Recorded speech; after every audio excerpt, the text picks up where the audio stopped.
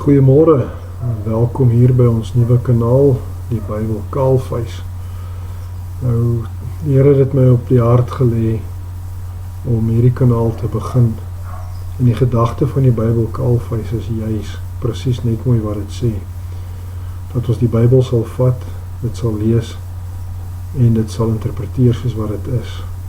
Ons is as mense geneig om die Bybel te vat en om dan te maak en te pas soos wat dit ons pas, in plaas daarvan om die woord te gebruik en gehoorsaam daaraan te wees, probeer ons dan natuurlik die woord vat en hom aanpas soos wat dit ons pas. En dit is natuurlik die verkeerde manier. So, as jy hierdie video kyk, as jy hierdie program kyk, asseblief, druk die subscribe knoppie, teken in op ons kanaal en moenie bang wees of skaam wees om dit ook te share met mense, vriende, groepe. Die gedagte is dat ons sal leer, en ek sê ons, dat ons sal leer wat die woord werklik vir ons sê, en dat ons dit nie sal aanpas soos wat dit vir ons gerieflik is nie. So ek begin dan nou vandag en die eerste gedagte is dan om eerstens te bepaal dat hoekom moet ons die woord volg en gehoorsaam aan hom wees. Nou dis baie maklik en ek gaan 'n paar verse aanhaal en net so 'n bietjie daaroor uitbrei. En ons begin in Johannes 1 vers 1 en ek lees dit vir ons. In die begin was die woord en die woord was by God en die woord was God. Nou ek dink dit is redelik insiggewend, of nie insiggewend nie, op sigself duidelik dat daar staan dit. Die woord was God. Aan die ander woorde, die woord is God. As ons die woord vat, dan vat ons dit wat God wou saamvat en ek dink dis belangrik. So ons kan nie nou sê nee, dit is mense wat dit geskryf het nie. Ons weet ook dat die woord van God is geskryf deur inspirasie van die Heilige Gees. Met ander woorde, elke ding wat geskryf is, dit is die waarheid en die oorsprong is God self. Ander woorde, onteenseglik. Nou kom ons hoor, wat sê God nou self oor hierdie woord van hom? En ek lees vir ons nou 'n stukkie, of ek lees Jesaja 55 en ek lees vers 11, waar God self in die woord is, en dan sê hy, so sal my woord wees, wat uit my mond uitgaan. Dit sal nie leeg na my terugkeer nie, maar doen wat my behaag, en voorspoedig wees in alles waartoe ek dit stuur. Baie duidelik. Die Here God sê vir ons dat dit wat hy sê, dit sal so wees. Dit sal nie andersins terugkom as wat dit geskryf is nie. Met ander woorde, as dit daar staan, dan is dit so. En daaraan kan ons geen twyfel trek nie. En dan nou net om vir die mense wat graag bewyse wil hê, dit alles te bewys, wat God nou net vir ons gesê het in Jesaja 55, vat ek vir ons gou na Genesis 9 toe, en ek lees vir ons vers 11 tot 13, en dit is nou direk na die sonvloed, en weer eens is dit God self aan die woord, en hy sê in vers 11, en ek rig my verbond met julle op, dat alle vlees nie meer deur die waters van die vloed uitgeroei sal word nie, en dat geen vloed meer sal wees om die aarde te verwoes nie. En God het gesê, ek herhaal dit is die teken van die verbond wat ek sluit tussen my en julle, en al die lewende wesens wat by julle is, vir ewige geslagte, nie net vir 'n rukkie nie, ewige geslagte. My boog gee ek in die wolke.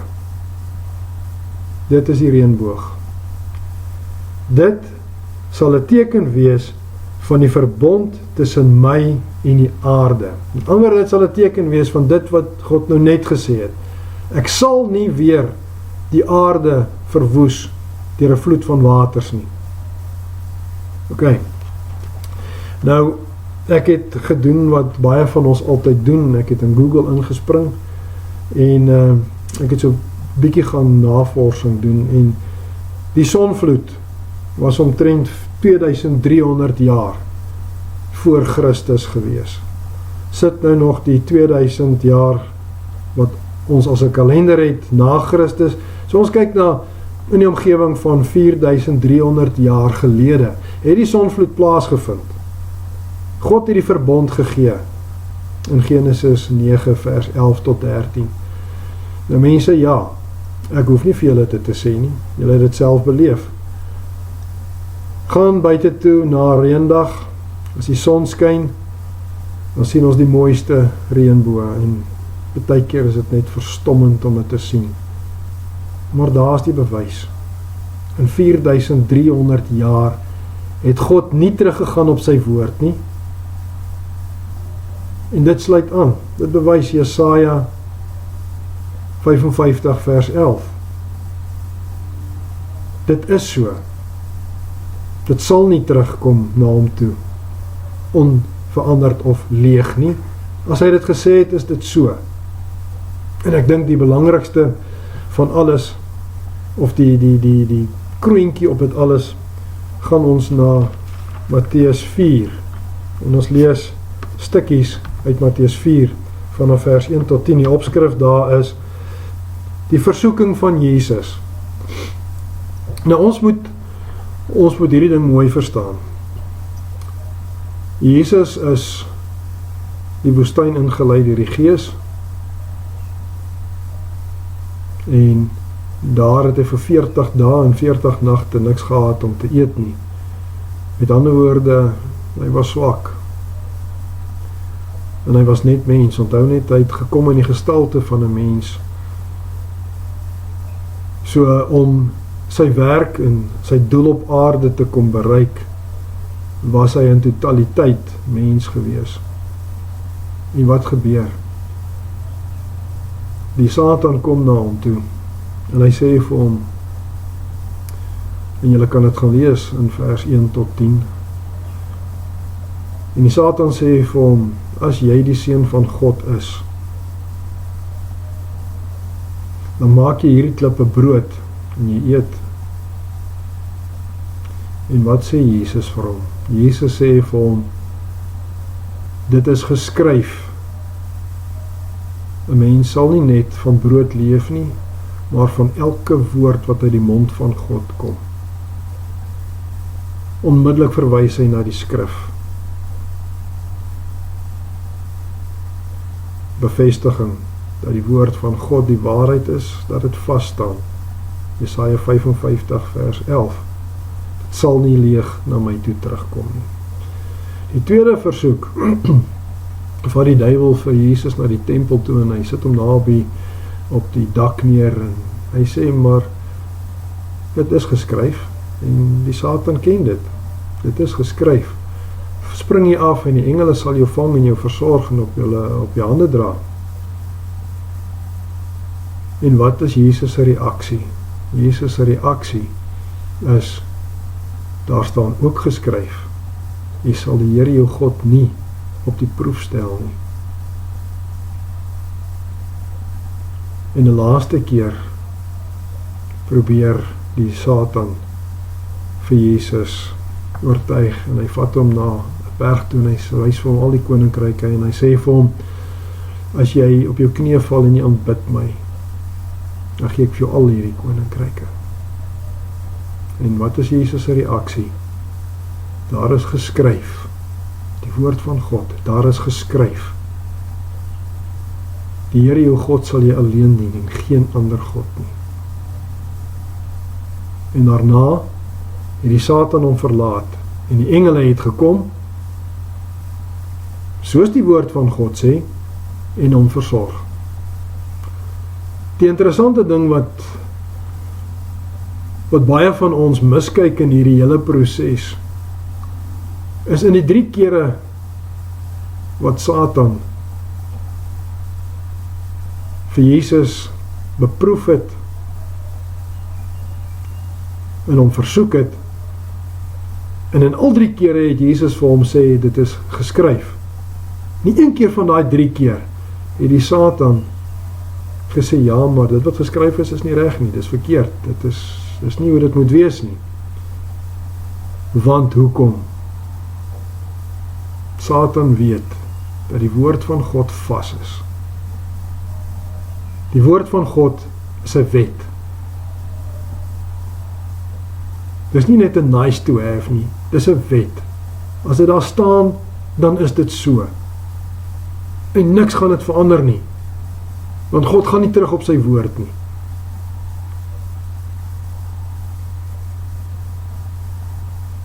En daarom wil ek 'n laaste ding net sê, en dit gaan eintlik maar net oor ons verlosser en ons verlossing wat ons ontvang het, die genade van Jesus Christus se kruisdood. En ek wil net in kort vir elkeen sê, Johannes 3 vers 16, sekerlik een van die bekendste verse in die Bybel, sê vir ons duidelik, want so lief het God die wêreld gehad,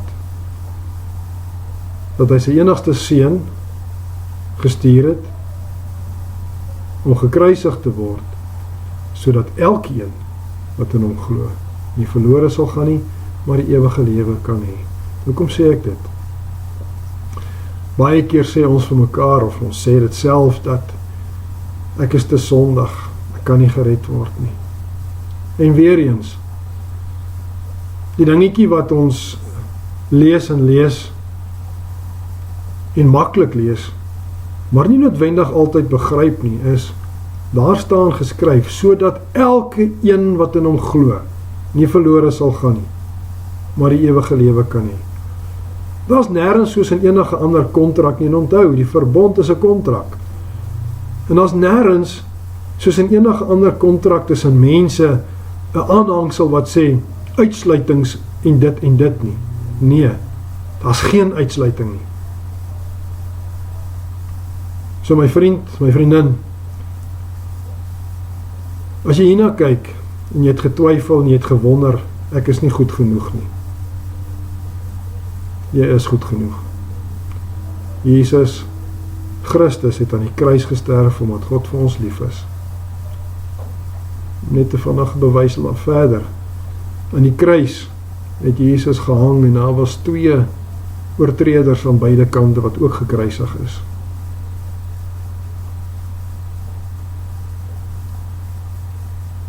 En die een het ook maar vir Jesus getart, soos die Romeinse soldate, maar die ander het vir hom gesê, weet jy nie wie dit is nie? En hy het hom tereggewys en hy het vir Jesus gesê, dink aan my as u vandag in die paradys is. En wat het Jesus vir hom gesê? So waar as wat ek vir jou dit sê, jy sal vandag die paradys saam met my sien. Wat sê ons vir mekaar? Ons weet nie hoe oud was hierdie ou nie, ons weet nie wat hy gedoen het nie. Feit van die saak is, hy het daarna die paradys saam met Jesus gesien. Dit maak nie saak wat jy gedoen het nie. Dit maak nie saak hoe oud jy is nie. Dit is nooit, ooit te laat nie. Neem die regte besluit. Lees die Bybel en as dit daar staan, kan jy dit aanvaar. Jy hoef dit nie te probeer interpreteer nie. As dit daar staan, is dit die waarheid. Neem dit asseblief. Dink daaroor. Moenie laat jy aan ander mense dink nie. Moenie dink dat hierdie is vir ander mense geskryf nie. Dis vir elke een van ons geskryf. Dis nie my en jou verantwoordelikheid om toe te sien dat ander mense dit aanvaar nie. Dis my en jou verantwoordelikheid om onsself te vergewis van wat die waarheid is. Te glo wat die waarheid is, te leef wat die waarheid is en gehoorsaam te wees aan die waarheid, dan sal die res van self in plek val. Dan sal ons in 'n posisie wees om vir ander mense te kan die boodskap uitdra. Nie bang te maak nie, die boodskap uit te dra, die boodskap van verlossing, want dit is hoekom Jesus aarde toe gekom het, sodat ons verlos kan word en die ultimate prys, die totale prys, die uiteindelike prys, die ewige lewe kan beerwe. Dankie. En weer eens, as julle so gaaf sal wees, druk asseblief die subscribe knoppie, share hierdie video met vriende en groepe. Ons het nodig om die goeie nuus van Jesus Christus, die verlossing en die genade en die ewige lewe te verkondig. Baie dankie.